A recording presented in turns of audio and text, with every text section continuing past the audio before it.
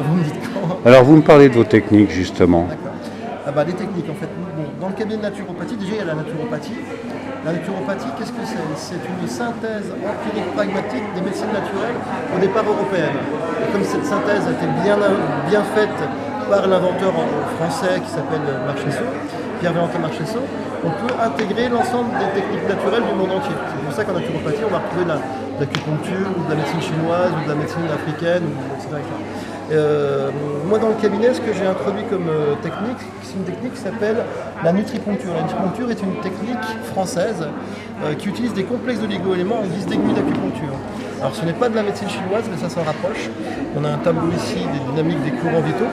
Et avec ça, on va pouvoir travailler soit comme en acupuncture pour réénergétiser les différents organes, travailler un petit peu sur les émotions, mais on peut travailler aussi sur des mémoires. Donc c'est un intérêt de cette technique.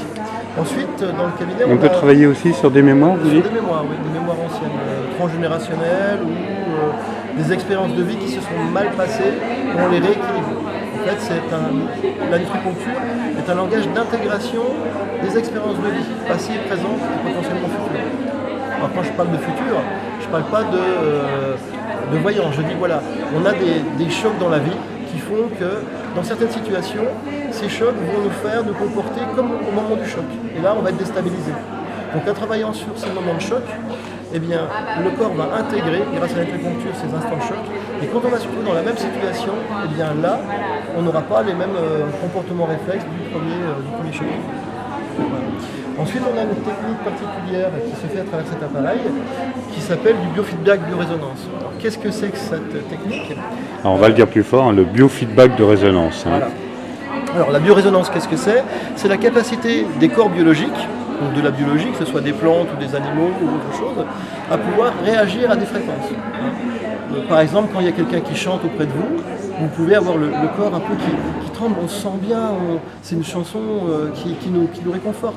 Ou alors, comme la techno, le hardcore, on peut être à côté d'une musique qui va nous énerver ou nous faire battre le cœur très fort. On sait que la biologie répond à des fréquences. D'accord ?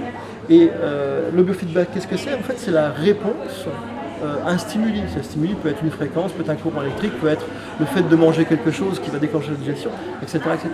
D'accord ? Donc l'appareil qui est ici, c'est un appareil qui travaille en électrophysiologie. C'est-à-dire qu'il va mesurer les courants électriques qui passent dans le corps. Et les gens qui ont inventé ce système ont découvert que ces courants électriques qui circulent dans le corps, en fait, sont le miroir de l'état de santé de notre corps. Okay ? Donc, en mesurant les courants électriques du corps, l'appareil va faire un bilan et nous permettre de voir quels sont les courants électriques qui sont bons, pas bons, déréglés. Et à travers ça, on va pouvoir les réguler. Alors, là, j'ai besoin de chercher mes mots. Vous couperez cet instant-là. Parce que pour les réguler, de quelle manière? En renvoyant les courants ou les fréquences qui vont bien à travers... En rétablissant le fluide, quoi, en rétablissant la circulation. La circulation électrique et magnétique. En fait, ça ressemble un peu à la médecine chinoise, là, on s'en rapproche un peu, non? Oui, mais enfin bon, l'électrophysiologie, l'électrocardiogramme, c'est pour moi l'électrophysiologie, l'électromyogramme aussi. Oui, la rééducation des muscles à travers les appareils de kinésiologie, c'est la même chose. C'est vrai. Sauf que là, l'appareil est un petit peu différent. Il donne les stimuli.